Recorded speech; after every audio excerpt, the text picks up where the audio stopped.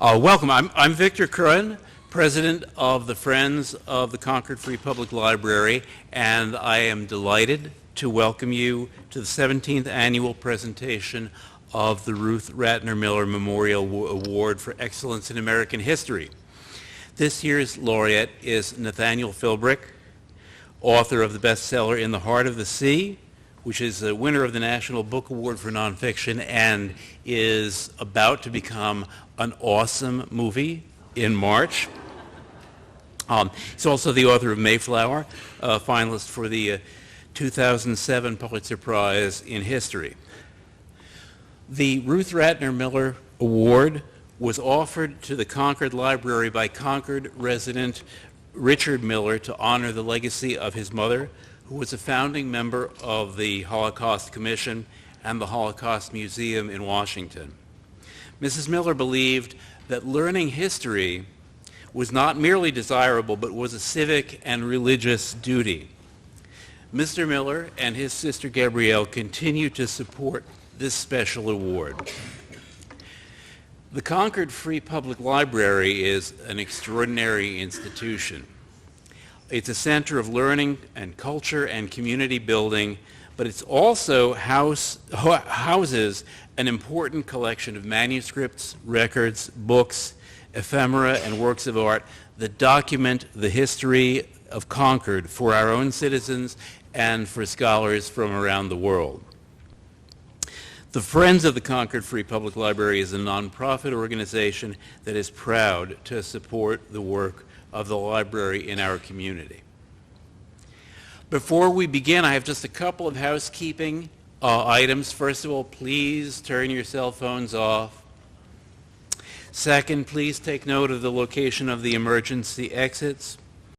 And most important, you're all invited to join us for a reception and book signing in the Fenn School Library at the conclusion of this evening's program. To introduce our honoree, the Friends of the Library are pleased to welcome William Martin, the award-winning New York Times best-selling author of 10 novels, a PBS documentary, book reviews, magazine articles, and even a cult classic horror movie.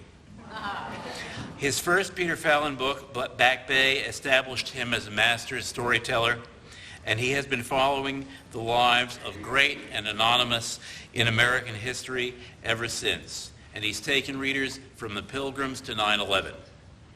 He was the 2005 recipient of the prestigious New England Book Award, given to an author whose body of work stands as a significant contribution to the culture of the region. Please join me in welcoming William Martin.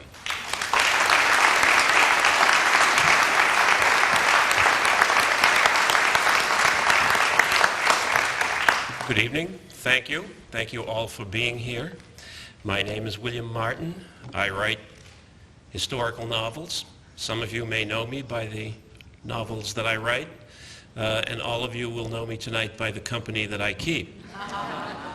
But the best description of what it is that I do came from my son when he was about 6 years old in the backyard, talking with a couple of friends about what their parents did for a living. One little girl said, "My mommy's a doctor. She goes to the hospital every day and makes people better." A little boy said, "My daddy's a lawyer. He goes to court every day and puts away bad guys and makes us all safe." And my son said, "My daddy's a writer. He goes up in the attic every day and makes stuff up."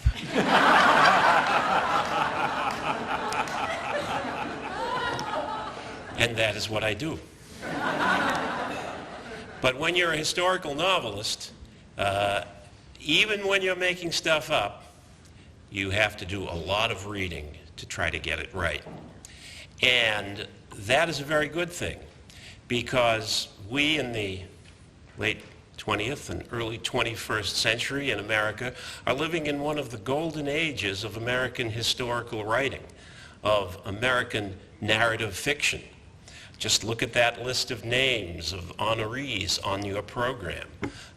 Include David McCullough as well, and tonight's honoree, Nathaniel Philbrick. Nat graduated from Brown in 1978, where, by the way, you might be surprised to know, he was the national collegiate champion in sunfish sailing. You laugh, but he knows whereof he speaks when he talks about vessels at sea.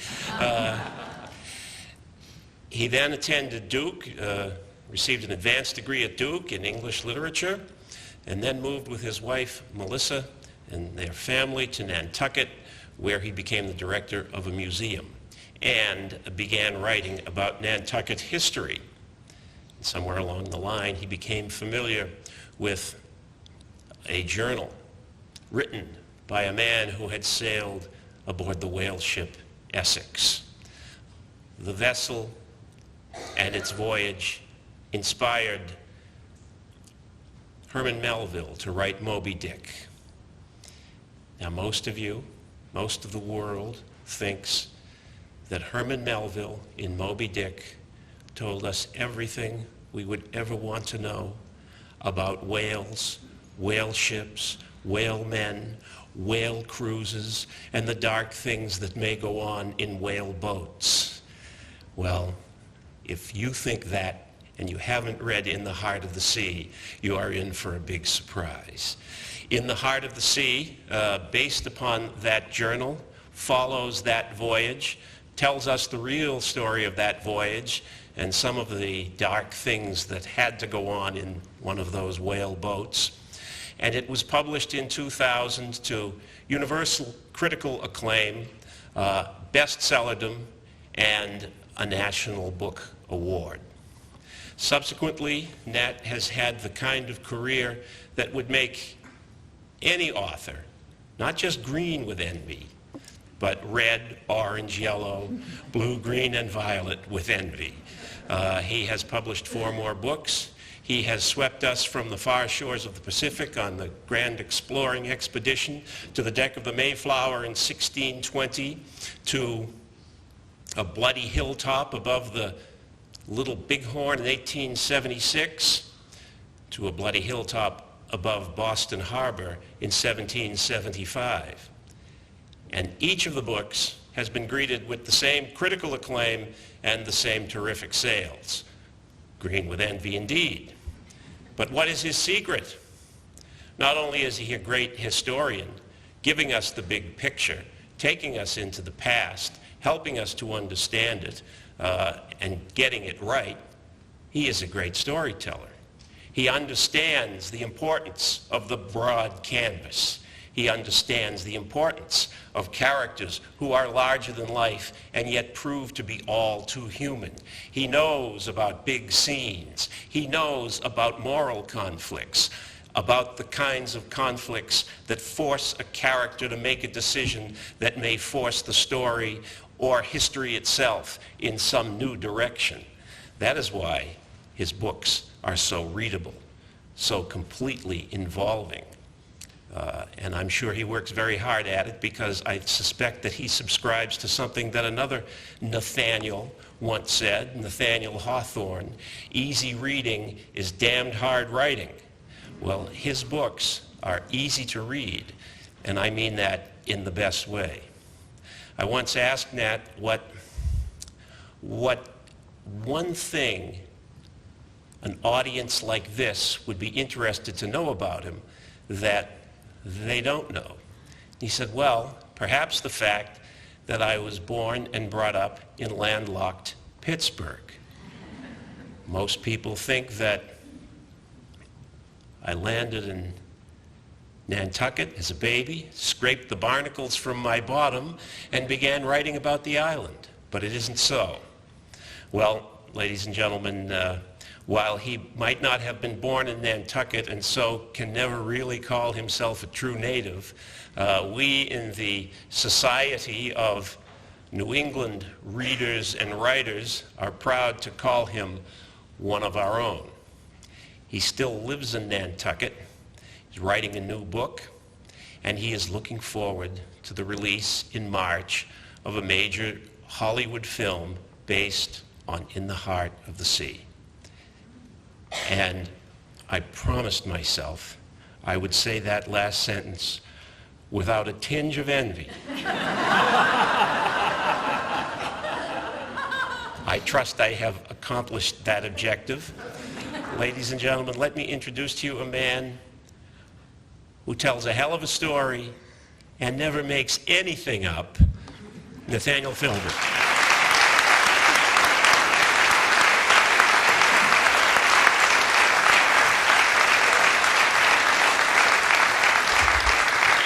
Well, thank you. It is a great delight and honor to be here in Concord. Yes, I was born in the maritime capital. I was born actually in Boston, grew up in the maritime capital of Pittsburgh, but I have spent a lot of time in Concord. And I have to say, after researching several books about New England, I'm used to going to historical places where you have to sort of squint and yes, yeah, there's a Dunkin' Donuts there, but many years ago, something historic happened.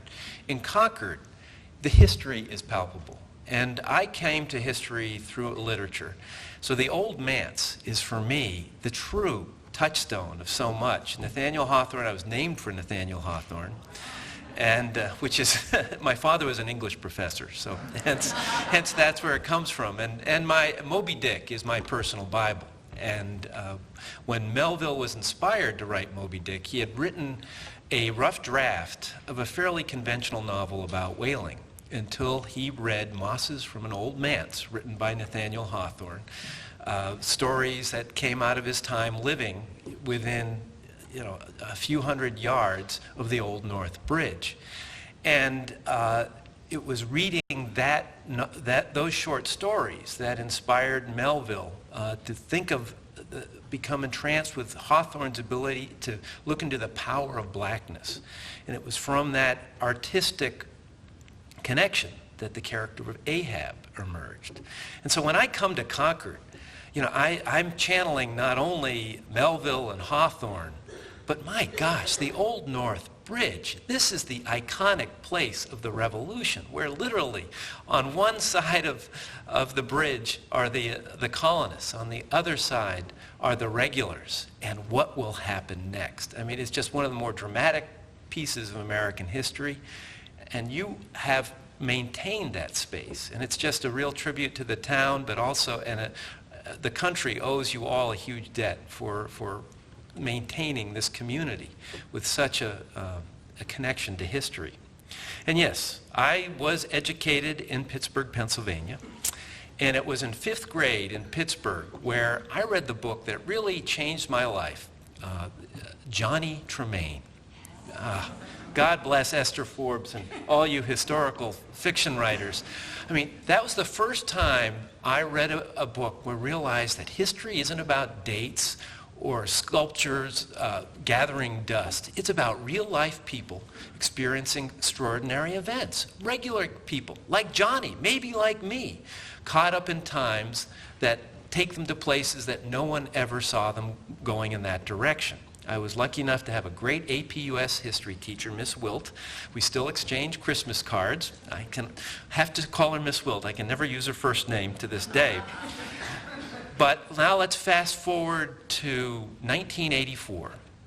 At that time, I was a sailing journalist. I had just completed being the editor-in-chief of that august publication, Yachting, a parody with 2 A's, no H. Hey, it was the 80s. But my real job was taking care of our daughter, Jenny, who was then 18 months. And we had moved from New York to Boston, to the North End. And as you know, the North End is really the historic core of Boston. And every afternoon, I would push Jenny's stroller through the crooked streets of the North End, and we would inevitably make our way up to Copp's Hill. And that is another one of those hallowed grounds. The Mathers are buried there. The canted stones. One of them stones is the grave of Daniel Malcolm, a noted patriot who died several years before the outbreak of the Revolution, and there's all sorts of patriotic rhetoric on it. And the British used that cemetery stone for target practice, and the dings from the musket balls are still there. And, it's just that kind of place. And you stand there, and there is the Bunker Hill Monument, there is Boston Harbor. And it was there, standing in Copp's Hill, that I began to wonder, well, what was this like in the time of Johnny Tremain? And as all of you know, Boston in 1776 bore absolutely no resemblance to Boston today. And I began to wonder, how did it get that way? And so we began a routine where every Sunday I would take the tea to the Boston Public Library and began to research the history of Boston, particularly with an interest in the emerging topography of it. And back then, it was a 1.1 square mile island, dominated by 3 hills of mountainous proportions. Beacon Hill is just a shadow of what it once was, as these hills were shaved down to create the fill that now surrounds that historic core. It was connected to Roxbury by a thin neck of land, so thin that in spring high tide, the water washed over and Boston was a literal island. There were 15,000 people on this island. And we ended up moving to Nantucket soon after that. I transferred my budding interest in history to that island. But it was really with Mayflower. And my take on the Pilgrims, the iconic beginning of America, was that, yes, there's the voyage of the Mayflower, and there is the first Thanksgiving, which is a fascinating event, and one where myths have accumulated, but there is a core of surprising truth there. But it felt to me that the story really, you had to go to the next generation. And what happened 55 years later with the outbreak of King Philip's War in 1675 to 76, a terrible conflict between the natives and English in New England. Half the towns in Massachusetts were burned and abandoned. Many of the colonists feared they would be driven into the sea. And it was with that story that I began to realize, I had grown up thinking of the American Revolution as a break with the past, in which we created a new nation. It was with Mayflower I began to realize that wasn't necessarily true when it came to the beginnings of the Revolution, that there was a lot of unfinished business in the 17th century. In 1676, in the midst of King Philip's War, when all hell is literally breaking loose, and just to get a sense of King Philip's War, we think of the Civil War as the bloodiest conflict on American soil. It's nothing compared to King Philip's War when you talk in terms of percentage of people killed. And in the midst of this, an envoy from the king came to speak to Governor Leverett. And they were talking, and the governor, his colony is literally burning around him. And he has the audacity to say to this envoy, tell the king that if he wants to give us more liberties, that is fine. But he should know that our general court has sovereignty over anything Parliament might want to tell us. He was saying exactly what his descendants would say almost exactly 100 years later. This colony was founded by Puritans, people who had left England in search of an ability to worship God as they wanted.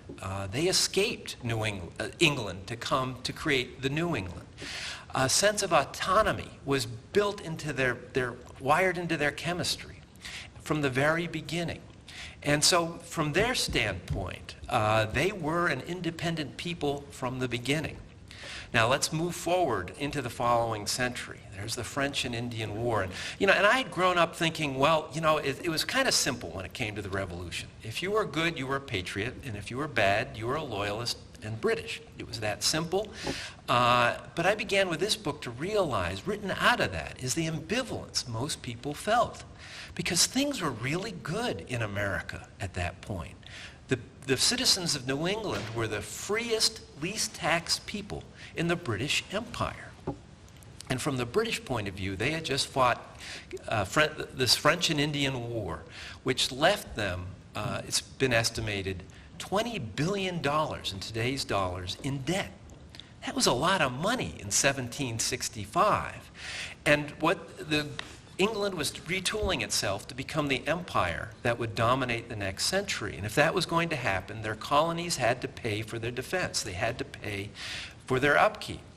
And so they did not see this as instituting tyranny upon the colonies. They just saw this as making fiscal sense.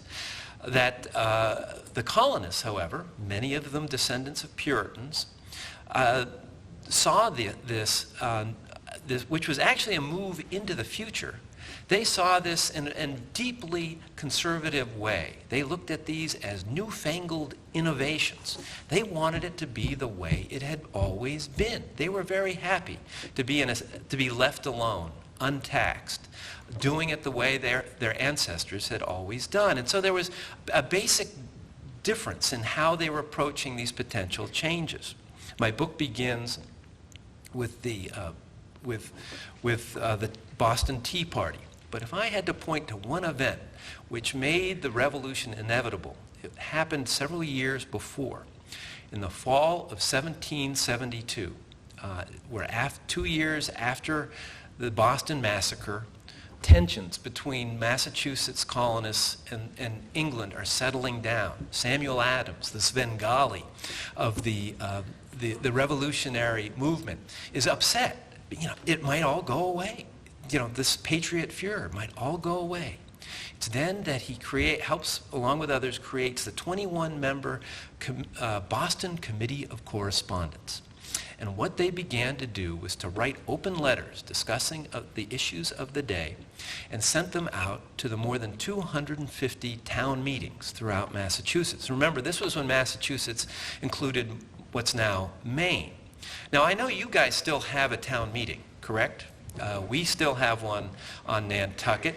You gotta love town meetings. I mean, this is bare-knuckle democracy at its best, where noted individuals in the town have their chance to voice what is often a very familiar point of view. And yet somehow you come to some kind of decision at the end of it. Now, up until the Boston Committee of Correspondence, these town meetings had been dedicated to local issues. Do we widen a road? Do we build a new bridge? With the invention of the Boston Committee of Correspondence, these open letters arrived at town meetings, were then read before the town meeting, and discussed. Samuel Adams had turned what had been a local forum into the 18th century equivalent of chat rooms. An independent system of communication that was outside that of the royal authority. And they began to get these extraordinary letters back as each one of these towns created their own committee of correspondence.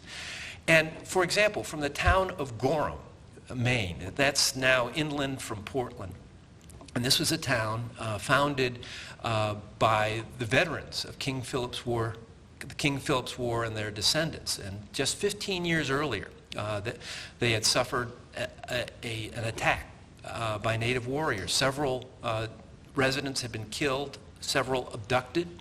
And in their letter to the Boston Committee of Correspondence, they said, we are farmers. We do not pretend to know the intricacies and complexities of the issues being discussed when it comes to Parliament and such.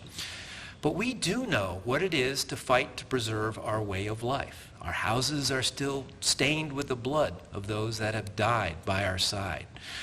Our swords are still sharpened. Our wives still know how to make the cartridges for our muskets. And if we must fight to defend our liberties, we will fight. And Samuel Adams and the other members of the Boston Committee of Correspondence began to realize, whoa, the real radicals are not in Boston. They are out there in what were known as the country towns. And because of the more than century-old tradition of the New England militia, they are armed.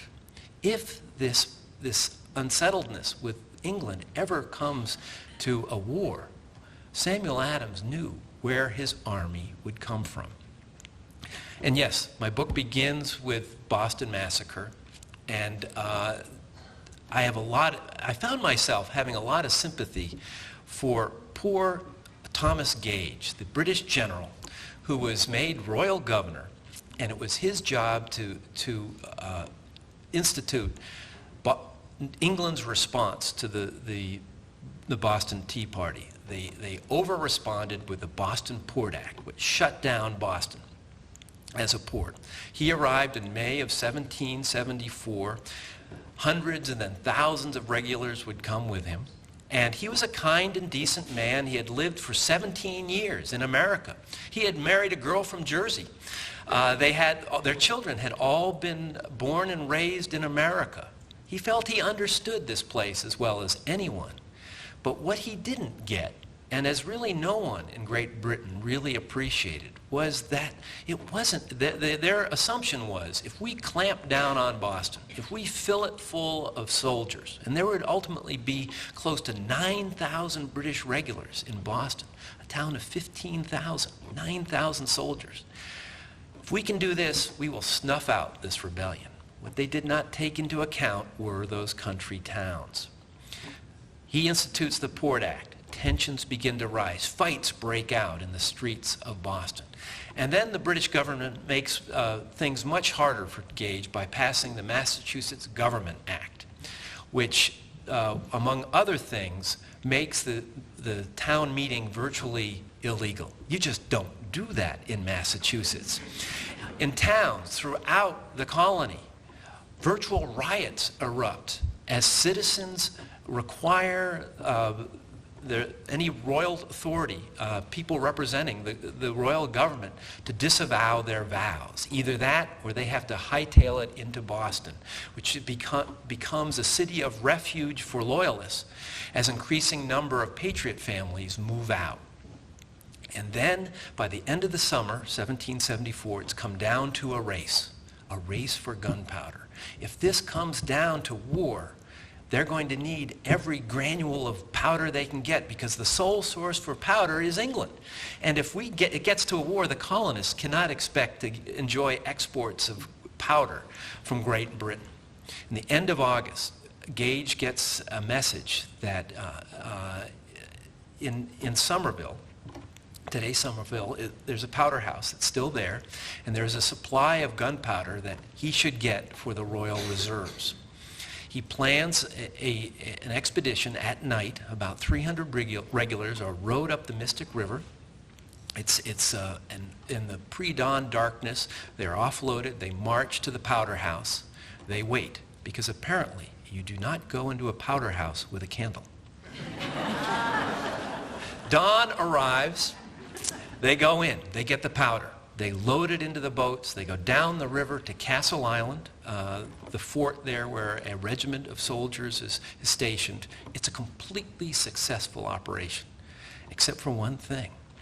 When the troops were taking the powder, a rumor began to spread throughout Cambridge that when the troops were taking the powder, the militiamen from Cambridge confronted them. Shots were fired, and several patriots were killed. It didn't happen. But that did not prevent the rumor from spreading from town to town to town until by that night, every town within a 40-mile radius of Boston is alive with the news that our brethren have fallen in Cambridge and we must go fight for them. And so by the next morning, hundreds, thousands of militiamen are on their way to Cambridge. By that afternoon, there are an estimated 4,000 militiamen on Cambridge Green. That's 3 times the population of Cambridge. The word comes to the Boston Committee of Correspondence, hey, we could use some help in controlling all of this. Okay, now, when it comes to the revolution in Boston, there's the big 3. There's John Hancock, John Adams, and Samuel Adams, right? Those are the guys. Well, the truth of the matter is, when the revolution was actually happening on the ground in Boston, those guys were either on their way to or attending the Continental Congress in Philadelphia. They had left. So who do you call? Well, you call a 33-year-old doctor, a widower with 4 children between the ages of 2 and 8, named Joseph Warren. His younger brother John would found Mass General, but Joseph Warren. Joseph Warren and several other members of the Committee of Correspondence make their way to Cambridge. They're able to calm things down. They're assisted by a fortuitous thunder shower, which sort of literally dampens everything. Whew, okay, we got through this. 2 weeks later, Joseph Warren, who was an extraordinary writer, as well as being an extraordinary doctor. He was John Adams' personal physician. He had repaired the forefinger of John Quincy Adams just a few years before, enabling him to write. Can you imagine if an Adams couldn't write? And he was just a magnetic personality, and he wrote a document known as the Suffolk Resolves. This is the document in which it's a very radical document, which basically says if this keeps going in this direction, we are going to fight. His good friend Paul Revere takes the Suffolk Resolves 300 miles south to Philadelphia. The First Continental Congress has just sat down. No one knows what's going to happen. These 13 colonies have never worked in a coordinated fashion in the past. They come from very different directions. The British were assuming that it would just end in chaos and they could move on. The Suffolk Resolves arrives and is read. And it is a beautifully worded document. And it is endorsed unanimously by the First Continental Congress. It becomes the touchstone by which this body of very different people begin to actually work together in a concerted way. It's a big deal, and Joseph Warren was the author of that document. As the months progress, the tensions rise in Boston as more and more Loyalist refugees flood into Boston and more patriots leave. More and more soldiers arrive. And let's fast forward to April 18, the night of 1775. Every patriot leader has left Boston. It's just too dangerous. Samuel Adams and John Hancock are hanging out together in Lexington, going to the provincial congress here in Concord. There's only one left. You know who that is? It's Joseph Warren. He learns about Gages' secret expedition, very similar to the one that went to the Powder House in Somerville to send 500 British regulars across Boston Harbor. This was when the Back Bay was not a neighborhood. It was the Back Bay. The Back Bay washed up on the edge of Boston Common. The regulars loaded into boats, were rowed across, and then marched to Concord. Warren hears of this, tells his good friend Paul Revere to head out and alert the countryside that the regulars are coming. America has all heard of Paul Revere, but who has heard of the man who actually pushed the button that began the revolution? Joseph Warren. He wakes up the next morning and learns extraordinary news. While on their way to Concord, the regulars confront the Lexington militia. 8 are dead. Somehow, Warren makes it out of Boston, attends a committee of safety meeting. This was basically operating as the executive branch of the provincial government at this point. And then he makes his way to Lexington.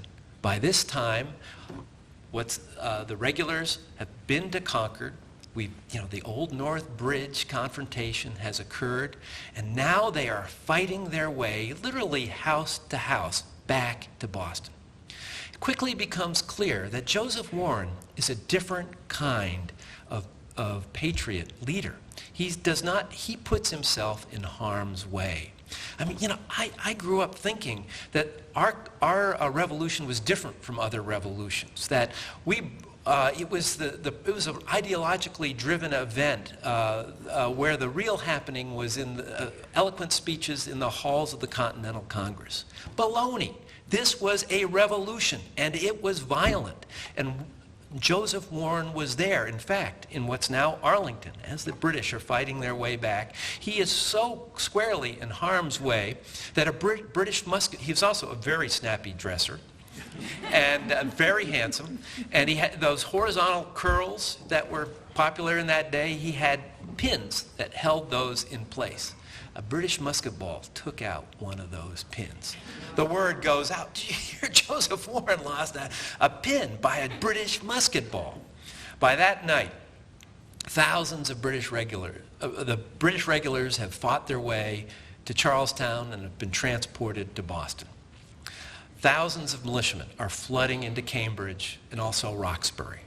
By the next morning, this is edging into a very serious event. The Provincial Congress is moved from Concord to Watertown to be close to the center of the military center in Cambridge. They elect a new president. Who is it? Joseph Warren, 33 years old. Joseph Warren is also the leading light in the Committee of Safety, so that he has his feet in both the legislative and executive branch of the government. And he's also very involved in putting the emerging military together. And by the beginning of June, he is a major general in the provincial army. And then on June 17, 1775, comes the Battle of Bunker Hill. I'm not going to go into a lot of detail about that because that's why you have to read the book.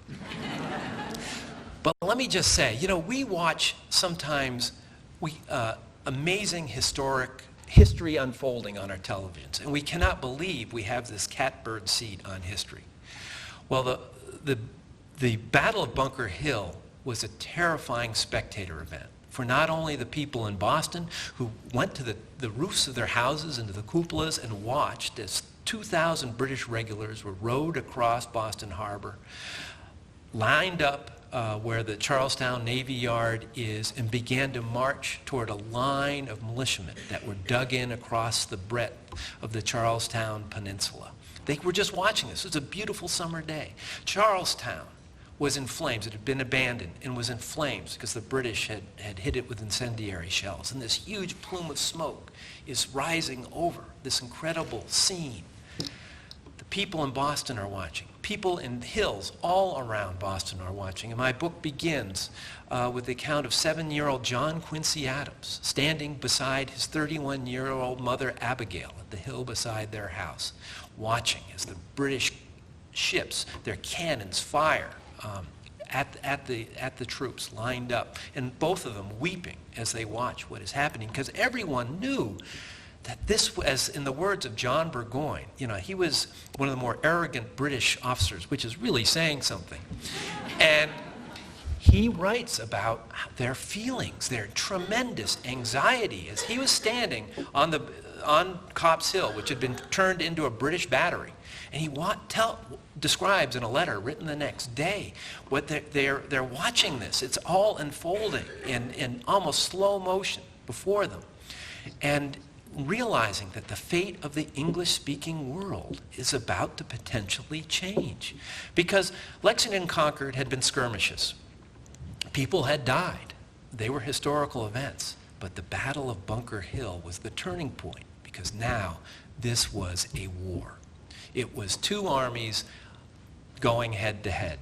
3 British charges, horrific losses because the rebels were so well dug in.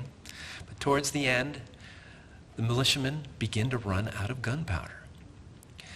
They're forced to flee back into Cambridge. The British win the Battle of Bunker Hill, which was actually fought on Breed's Hill. We can go into that. And on that third charge would die Joseph Warren, who was in the redoubt atop Breed's Hill. And thus, someone who could very easily have been one of the founding fathers we speak about today has sort of fallen off the radar screen of history. It's really interesting. In 1782, towards the end of the Revolution, a Boston Loyalist, Peter Oliver, who had lived in Middleborough and was now in England, very bitter, very sardonic, so you can tell where he's coming from. But he would write in his account of the American Revolution, which is a good antidote to a lot of, the other side. He would say, if Joseph Warren had not been killed at the Battle of Bunker Hill, Washington would have been an obscurity, which is very interesting to contemplate. I don't agree with that. And this is as much a dig at Washington, who has now, by that point, established himself as the great savior of America. But it just shows you the vacuum that Washington stepped into 2.5 weeks after the Battle of Bunker Hill, when he becomes the new commander of what will become the Continental Army. And Washington is from Virginia. It's a society where the class system is tight. It's there. People, if people in lower orders do what you tell them. Not so, because thanks to the town meeting, it's a little different in New England. Washington discovers that if you tell a New England private, if an officer says, orders him to do something, the private will say, whoa, wait a minute. Me and my buddies are going to discuss whether we want to do that. If we agree with you, we'll be happy to do that. This drove Washington insane. How am I going to work with these people? He would write some very unflattering letters that were trouble to him in the future.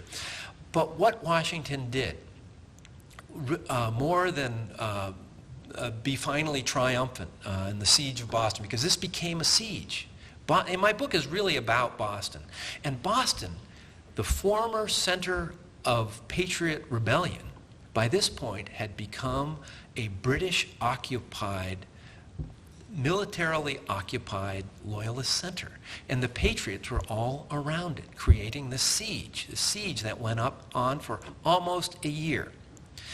And what Washington did not have the gunpowder to dislodge the British. It was very frustrating for him. But what he did do was to get this group of New Englanders who were exceedingly clannish. If you were from Massachusetts, you didn't necessarily like the guys from Connecticut, and no one liked the guys from New Hampshire. He got them to begin to think of themselves not as from a town or a colony, but as what would become known as Americans. And that was the hardest and most difficult work of the American Revolution. And Washington began it during the siege of Boston. He wants this is not the Washington that looks at us from the $1 bill. This was a guy with red hair in his early 40s, magnificent physical specimen and fiery. He wanted desperately to attack the British. He would have burned Boston, very likely destroyed his own army.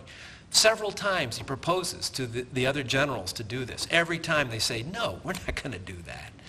And yet finally, and then towards the end of things, in the fall of 1775, Washington is in this process rebuilding the army. The artillery regiment has been an embarrassment, particularly in the Battle of Bunker Hill. He needs to clean house. He needs a new commander of the regiment. In September, he meets a 25-year-old former bookseller. God bless booksellers. And this is a great town for booksellers, named Henry Knox. 25-year-old Henry Knox, who freely admitted everything he knew about the military he had read in his books. And he had built a fortification in Roxbury that caught Washington's attention. And Washington begins to think, what if I make this young kid the colonel of the artillery regiment? What if he leads that? This will create a firestorm among the other senior officers in this army, but it might be the right move. He's talking to John Adams through correspondence about this, and before he makes this decision public, he sends Knox with his younger brother on a secret mission. This one 300 miles to the northwest to Fort Ticonderoga, the southern tip of Lake Champlain, where there are dozens of cannons, just the things he needs to potentially dislodge the British, because they don't have gunpowder and they don't have cannons. Henry goes up there with his brother William. He is there by early December. They build huge sleds. They wait for it to snow. They load these huge cannons that weigh several tons onto these sleds with horse and oxen. They begin to drag the cannons out of Fort Ticonderoga, down the Hudson River. At one point in Albany, it's now frozen. One of the larger cannons breaks through the ice. The citizens of Albany help them rescue it. That cannon from then on is known as the Albany. And then he begins to work his way across the breadth of Massachusetts. The Berkshires are tough going up, but going down is really difficult when those sledges begin to take off and threaten to overrun the oxen in front of them. But eventually he makes his way to Framingham. He does it. And when he arrives in January of 1776, and Washington has made the announcement that 25-year-old Henry Knox is now the new colonel of the artillery regiment, and as predicted, a firestorm has erupted among the other officers, everyone has to recognize that this young kid can do wonders. One of those cannons several of those cannons ends up atop Dorchester Heights on March 5th, the anniversary of the Boston Massacre.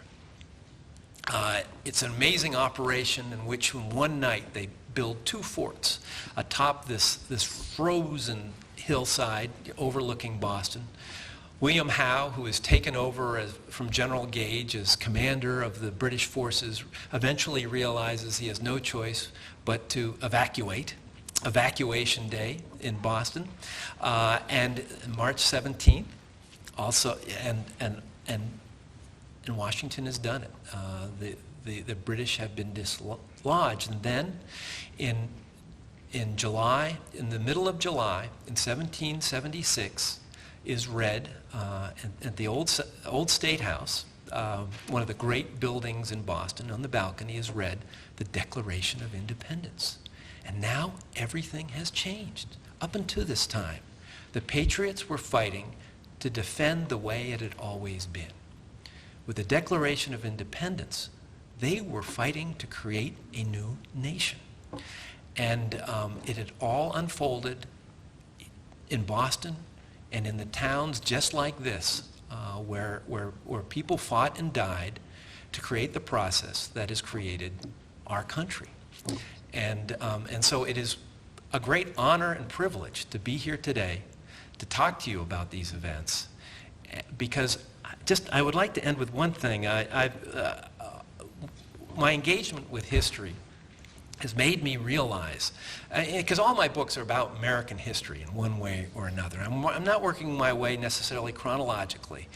But one of the things I've begun to realize is that, I end, and it really reflects in the epilogue of Bunker Hill, which takes up with John Quincy Adams on the day that the Bunker Hill Monument is celebrated in 1840, in the 1840, 46 years later, and more than that, in 1846, and John Quincy Adams is now an old man in his 70s, a one-term president who has decided, remarkably, to go back in the political arena as a lowly U.S. congressman.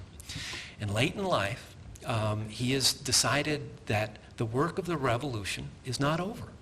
That they took it only, people like Joseph Warren fought and died to start something that will always has to continue, because America is always in a process of revolution, as those words, all men are created equal, are redefined for each generation. And John Quincy Adams, by this time, had latched onto the issue of slavery. For him, the work of the revolution was not over, and he refused to attend that ceremony on the Battle of Bunker Hill because President Tyler and Daniel Webster, the speaker, were not in line with what he felt was the right attitude on slavery. And so he watched the battle of the ceremony from his son's porch. And at sunset, the cannons went off, and he saw the plume of smoke rise up to the pyramidal head of the Bunker Hill Monument, and he had a flashback to when he had been 7 years old, standing beside his mother crying, watching the events that began this entire process. And what was true to him, I think, is true to all of us. The founding fathers were amazing, but they started a process that we owe to our children to keep it going, because America is a work in progress. We are blessed to have ideals that we will always fail in living up to. It is our responsibility to keep trying to do exactly that. Thank you very much.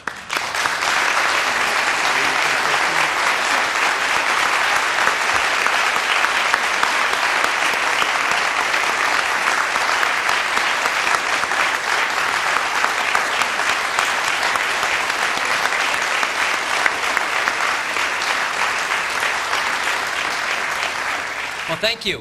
We've got some time for me to try to answer whatever questions you have. Well, history, it's only as good as the documents you have, the evidence. And it's frustrating because, Bill and I have talked about this. You're telling a story, there are plot points that you want to hit. And often the historical record is lacking where exactly you'd like to know things. And that's where he comes in, inventing. Anyways, I'm envious. Talk about envious.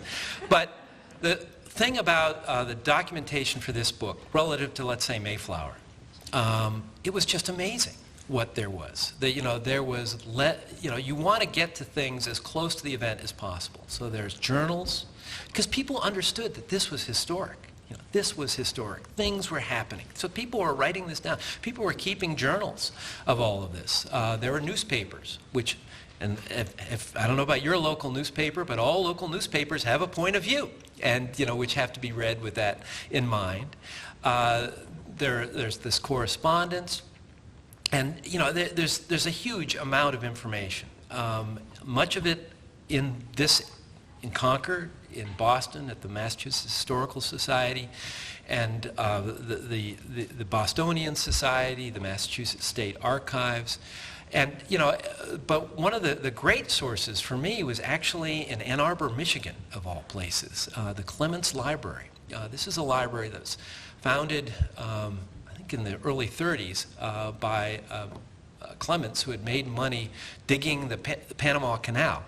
And he had an interest in history. And this was in the 20s when many of the British aristocracy were running out of money. And so he had people buy up the records, the papers of noted British generals in England. And there were, and one of those was the Howe papers. And it was amazing. They were still in the wooden boxes with red ribbons tied around each document that they had been delivered to England from Boston when they came to this library back in the 30s. And so I was able to, and it's all been laid out, I was able to look at what was crossing Thomas Gages' desk day by day during the events described in this book. I mean, it was just extraordinary. And they reveal things like Benjamin Church, our first trader, who also happens to be the great-grandson of the Benjamin Church of Mayflower, if you've read that book, which is very interesting. But, he said, I've been framed, basically. Thanks to the Gage papers, we know he hadn't been framed. His correspondence is right there in Gage's correspondence. It's just fascinating stuff. And so those kinds of things provided me with, just this treasure trove. And the real challenge with this book, compared to Mayflower, where I just didn't have that level of documentation, was to figure out who to focus on. Because it was more, there's so many different ways you could go. And so for me, each book is a process of finding the characters whose story surprises me, that I didn't really, I don't write books because I know everything about the topic. I write books just the opposite, because I want to know more about the topic. I write the book I would like to read about something I have curiosity about. And so for me, it was more a question of seeing this treasure trove, finding a way into it that would provide a narrative that would hopefully take the reader along and be as surprising to them as it was to me. Yes? Yeah, the Loyalists. With all my books, I find myself sort of thinking, well, what would I have done in this kind of situation? And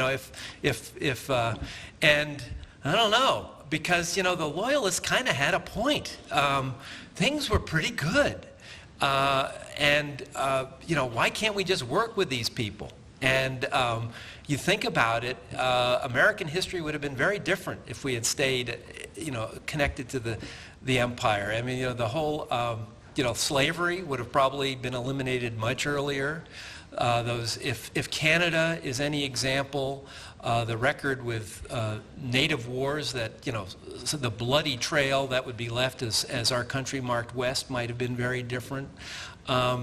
It's intriguing. And so, those kinds of Gage. It's funny with Gage. Because I had so much documentation around him, it inevitably gives you a sense of his perspective. And so, I realized, so much of what he was doing was, he refused, there was not martial law in Boston. And so what it meant was he was recognizing the English liberties of the colonists. The colonists were using that latitude that he was giving them to do all this illegal stuff to create a revolution. So you could argue that rather than tyranny causing the revolution, that the revolution occurred because the English were too respectful of our rights. So, it's, for me, that's the great stuff. It's the provocative stuff is what gets my juices flowing, because America. I love my country, and I love going to England, but this is my home, and it's so interesting. It's so different to this day. We have gone a different path.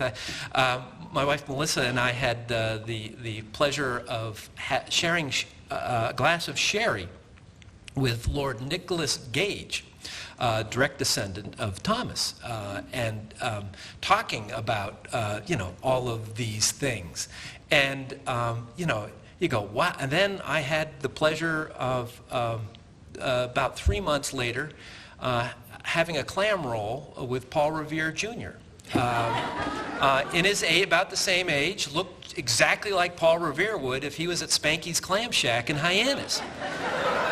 And it was like, whoa, baby. We went in very different directions. And and so these kinds of things are, for me, history it happened, but it's still bubbling up and creating what we are. Yes.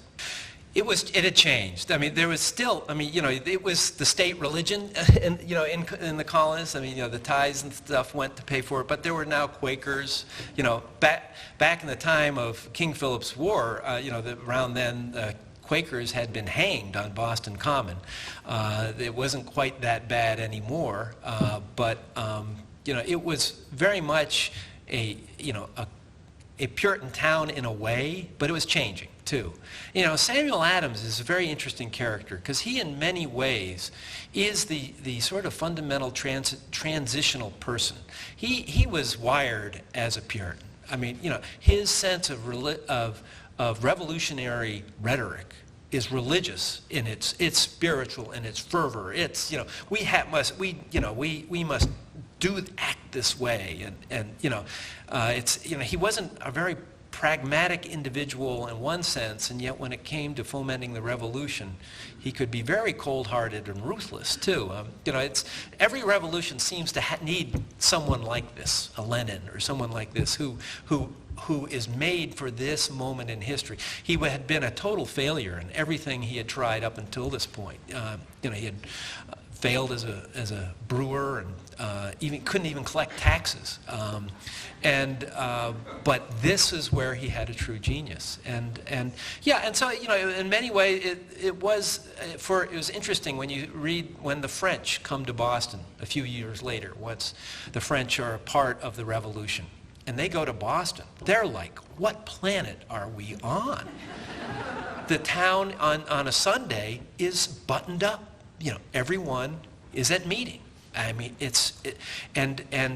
one point, one of the French officers was playing a flute in his quarters in Boston, and a crowd gathered outside to tell him to stop playing that flute. And they're like, okay, this is Boston. Yes. Oh boy, this is like.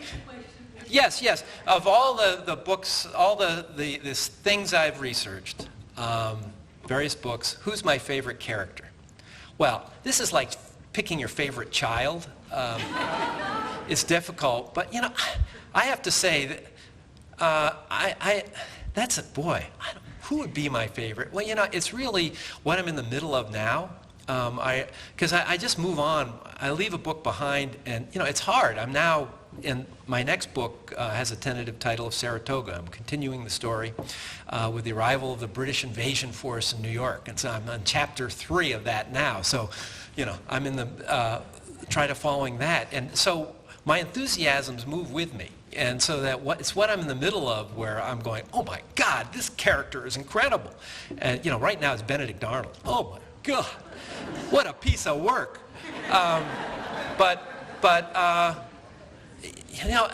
It's funny. It's one of the weirder experiences I'm having now is with this movie of In the Heart of the Sea coming out, is seeing characters. I mean, it's been 15 years since I wrote that book, and seeing characters that I really identified with very profoundly, and they're all suffering from starvation and survival cannibalism, which it's kind of a grim fate, and then now watching they be characters, and meeting the actor who is that person, and it just I don't know quite what to say how to describe it other than it really messes with your head,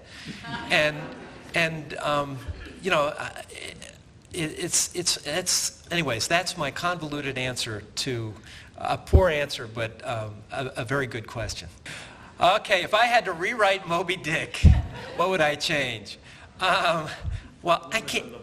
Yeah, right. Yeah, there'd have to be a woman in there, and the whale would have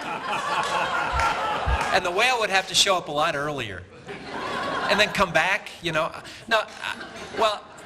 that's for me. That's like tampering with the Bible. It is what it is. That's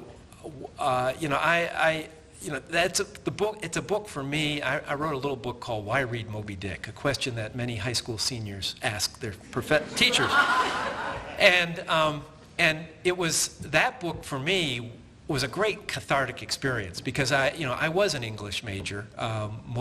When we moved to Nantucket, I was really excited because I knew all about the island because I had read chapter 14 of Moby Dick, only to realize that Melville had never been to the island when he wrote the novel, such as literary imagination. But keep it the way it is. For me, it's a book. I loved it as a senior. In high school. I was very surprised that I loved it because my father loved it, and I didn't want to like anything my father liked. And that's a really bad place to be when you're 18. But what I have found with that book is the older you get, the better it gets. And it's different every time you read it. And it's because you're changing and you're extracting new things from it. And that's what great literature is about. And so let's leave Moby Dick the way it was. Yes. Yeah, well, that'd be nice. No, it's been a very interesting process. I had given up all hope that it would be a movie because the option was sold back almost 14 years ago, and it was in what is known in Hollywood as development hell for more than a decade. And it was, various directors sort of came and went, and it's a very difficult, it's a challenging project. It's on the water, which is notoriously expensive and time-consuming. No women are in the story, really.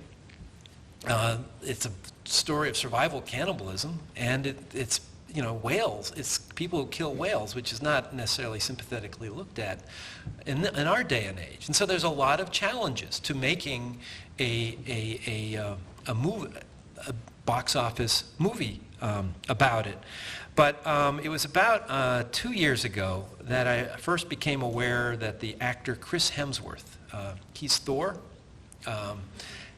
My wife's life changed when she met Chris Hemsworth. 6'4", Australian, chiseled blue eyes, blonde. Anyways,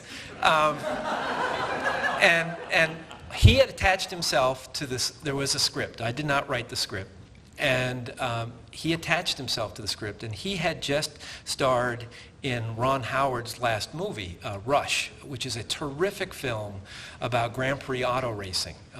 Didn't do great in America because there isn't real interest in that, but it's a historical account of a rivalry between two racers in 1976. It's really an incredible story, and Hemsworth is the British playboy, very talented ne'er-do-well driver James Hunt. And they were towards the end of that movie, and Hemsworth basically pitched the project to Ron Howard. And by the winter of 2013, I got a call from him saying, he was, very interested in all this. He had actually read the book and wanted to talk about it, and was very aware of all the challenges. And I'm very lucky to have him involved with the project. He enjoys new challenges. He's compared this movie for him is very similar to the process he went through with Apollo 13, which is another historical base about a voyage gone wrong. And he doesn't have a nautical background, although he did do Splash. But what he has an immense curiosity, and he loves the technology. And as someone who in his production team at Imagine said, you're really lucky they didn't make a movie of your book 10 years ago, because now with the computer-generated effects, they can do amazing things. And the trailer now for In the Heart of the Sea, you can see it on YouTube. And my God, the whale they have created is one scary monster. And it's very convincing. And if the trailer is any indication, it's going to be a very exciting movie. Melissa and I had the opportunity to go to the set. It was filmed in two places. The Warner Brothers lot in Leavesden, England, where Harry Potter was filmed. They created a Nantucket waterfront beside a water tank the size of 2 football fields, with wharves, a life-size whale ship tied up to it. They had even glued seaweed to the pilings. And they had a guy in the back with a wave machine, so that there's always water lapping. And it was just amazing, 300 extras. And Howard came to Nantucket, examined it, but said, it's too pretty. I can't make a dirty 1819 industrial whaling port work. And he was absolutely right. And then then they did a lot of things with water tanks. They had at least one person who had been on the production of Life of Pi, which is all in a water tank. But then the second half of the filming was in the Canary Islands, where they had an actual ship, and that was really where it got tough, because in addition to being actually on the water, Ron Howard had instituted a severe diet program for the cast. They were living on 500 calories a day for 6 weeks. And, Chris Hemsworth is Thor, and when we saw him, he was just begun this regimen. He was, very, very thin. So it was apparently, they all came to some of the actors and Ron Howard came to Nantucket just 2 weeks ago for they call it long lead interviews, where the foreign press were invited. And so there was the cast. And one of the things the movie does is it's a flashback from the point of view of Thomas Nickerson, whose account was very valuable to me in writing In the Heart of the Sea. And Herman Melville comes to Nantucket to interview Thomas Nickerson about the Essex. And Ben Whishaw, he was in Skyfall, wonderful British actors, Herman Melville, and Brendan Gleeson, one of the great actors, Deadeye Moody in Harry Potter, is the older Thomas Nickerson.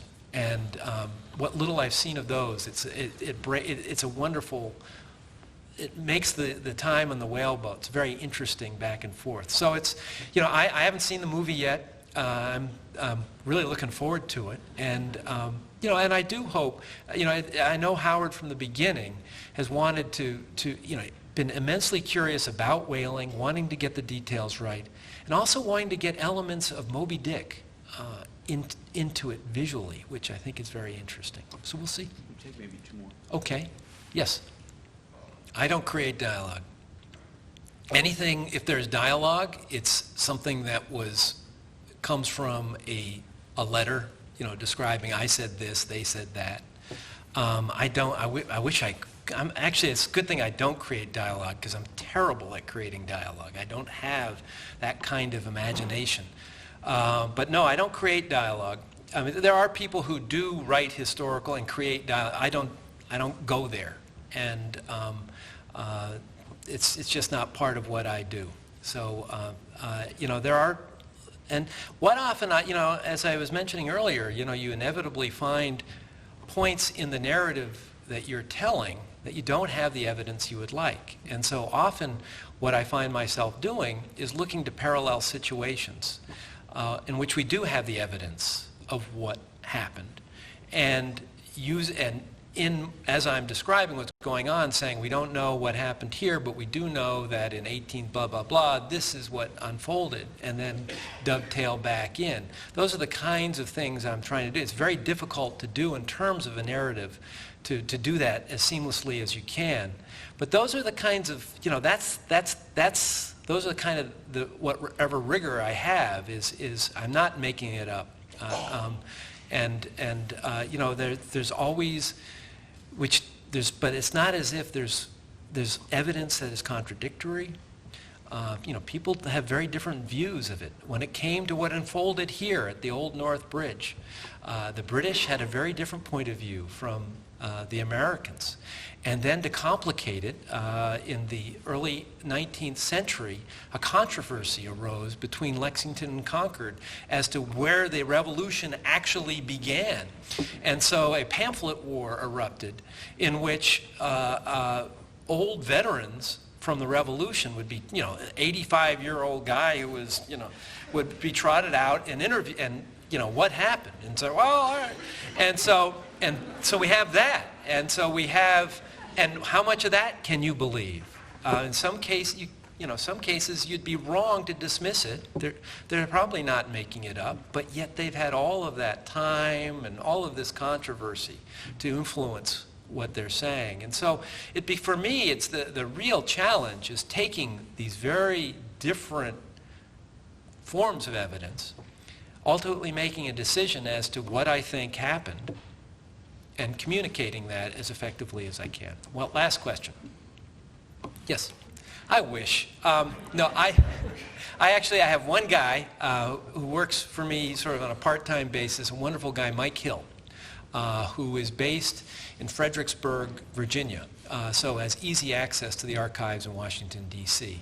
And so, my great challenge is I live on an island, and the internet has changed things tremendously. I mean, compared to in the heart of the sea, what I now have available online is amazing, and it is amazing now what I can do from my computer screen when it comes to finding original documents. It's completely different from what it was 15 years ago. And yet, a lot of what I'm looking for is really arcane stuff that hasn't made it in that direction. And so, Mike, what typically I'll do is, I need this article, I need that article, there's a letter at the Library of Congress, can you find that? With my book, Last Stand, which is about the Battle of Little Bighorn, Mike and I went out the West and spent 4 weeks together, not only going to archives, but tracing Custer's route from Fort Lincoln to the Little Bighorn. Just most recently, we spent a fun-filled week driving through Maryland and New Jersey and Pennsylvania in search of revolutionary sites. And for me, that is as much a part of the process. And so it's helpful to have someone like Mike to help me get the stuff in the archives, but also to actually go to the places. Because for me, I can't get my head around an event as complex as a battle. Not that you ever completely can get your head around something as complex as a battle without going to the actual places. Well, thank you very much. Thank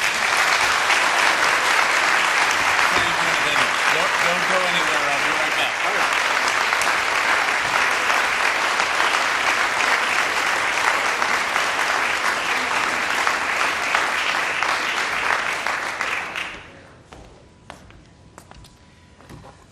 Nathaniel, the Friends, first of all, thank you for that wonderful, I learned a lot. I think the rest of us did. Thank you very much.